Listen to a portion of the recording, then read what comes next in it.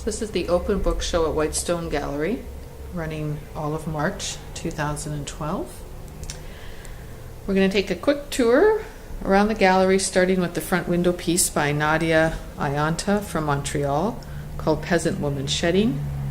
It's a mixed media piece with hand printed scrolls with drawings on them, spindles with human hair, and a 200-year-old wooden bowl that is not part of the sale. The scrolls are, but part of the installation. Up here by Suzanne Jarvis, we have the Moose Book. So there are three elements of this piece that swing in and out like book pages. You can see them there in turquoise. On the plinth in front of that, we have a large book, handmade book by Nicole Crozier from Ottawa, called Breathing Objects. A handmade pop-up book by Lynn Dougherty called Poetry. A bit hard to see there. There's a figure with a small tree of words. Up above by Janet Potter, we have My Bamboo Book. Aluminum with oil pastel drawings, and then the entire book folds up and fits into this case. Really fascinating piece called Inside Out. It's a cut book, beeswax and wood box by Shannon Newby from the United States. I'm just going to circle around so that you can see into the end of that piece. Next to it, a small handmade book with a wood veneer cover, vellum and steel pages called The Journal of Insights and Anguishes by Nicole Waddick. And up above, Anywhere You Wander by Jane Longman, of Fergus, Ontario, an encaustic and mixed media wood box piece. This is a small handmade book called Passages by Jean Germani. So there's Polaroid transfer pages on this side, and then behind there's a long fold-out sheet with the text.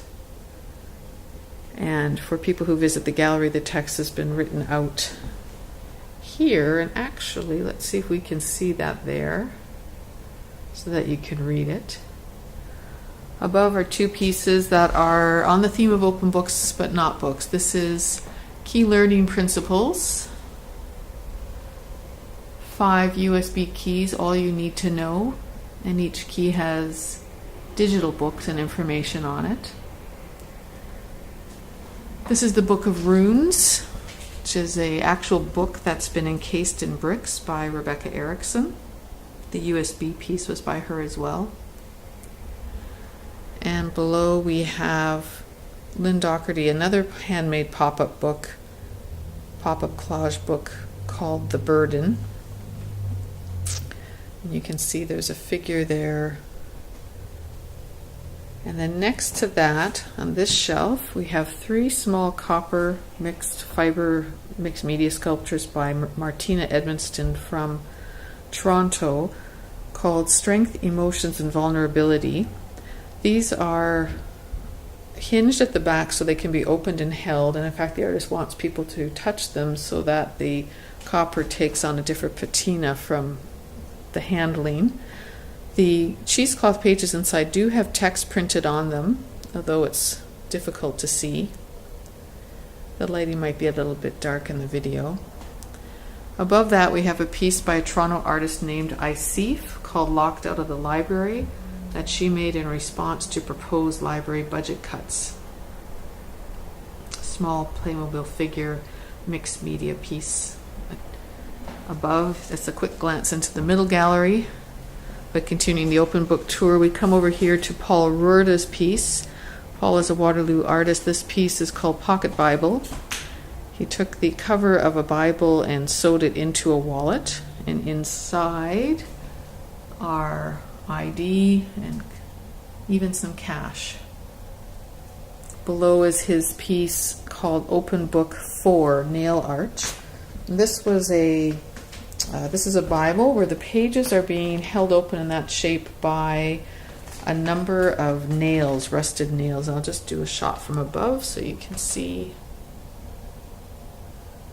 that. This is from a series of work that Paul did. This piece is called Let There Be Light by the RevDNA Collective. This was a book that had been buried underground, dug up, has been sealed and mounted on a pole. I have to back up a little bit so you can see that. What you're seeing down there in the corner of the gallery there at the hinges is actually a safe that is original to the building from the 1800s. But continuing our tour, we have two pieces here by artist Pierre Leichner. Pierre is an artist from Vancouver. He was a psychiatrist for 30 years before returning to university to do his BFA and MFA in fine arts. He's currently on a residency in France. The piece at the front is called The Compendium of Pharmaceutical Specialties. And I'm just going to go above that. So this is a book that has a listing of all the prescription drugs available for doctors to prescribe, and that is actually carved out in the shape of an open pit gold mine, of a real open pit gold mine. So we'll leave it to you to determine what commentary you think is being made about open pit gold mining in the pharmaceutical industry and your own health. In behind, and I'll step out of the way so I'm not reflected in there, is another piece by Pierre called the CPS mirror. So the materials that he mined out of the first book, he pulped and made into a paper frame, and the viewer would stand and look into that. And in front are fortune cookies, but not your regular fortune cookies. These have DSM diagnoses inside, and I believe one was opened during the opening. And generalized anxiety disorder, diagnosis 300.02. Beside that, we have another piece by Paul Roorda called Penny Candy. So it's a vintage gumball machine, and those capsules inside are, let me just go a little closer, are actually clear gelatin medicine capsules, but inside are strips of the Bible rolled very tightly and inserted in each one. So you can see, so they're rolled so the names are clear at the top, so you can see Jeremiah, Joshua, Matthew, etc. And then moving to this shelf, we'll just focus down here first on this one. This is called Love Story by Judth Krep-Hawkins. And this is a piece that's a book that was put into a drill press and then drilled out with this single chain knitting tangled in all around it. She told us that one of the memories she had after she made this book was, as a child, she used to hide her books in the barn where she lived in England, and when she'd go to find them, the mice had eaten through them. And when she was making this piece, she was thinking of that. And this is another piece by hers called Tapestry. Judith was originally in her career, before she became an artist, a nurse. And many years ago, when she first became a nurse in England, I'm just going to turn this so you can see the cover there with a little bit better light. They were given the New Testament to carry in their pocket uniforms, and it was a little white New Testament, which she had kept all these years. And when she moved into her current home, it turned out there were bees. Bees had made a hive in the walls of the house, and honey was actually dripping through the walls. So unfortunately, they had to have them exterminated, and she took the dead insects and cremated them.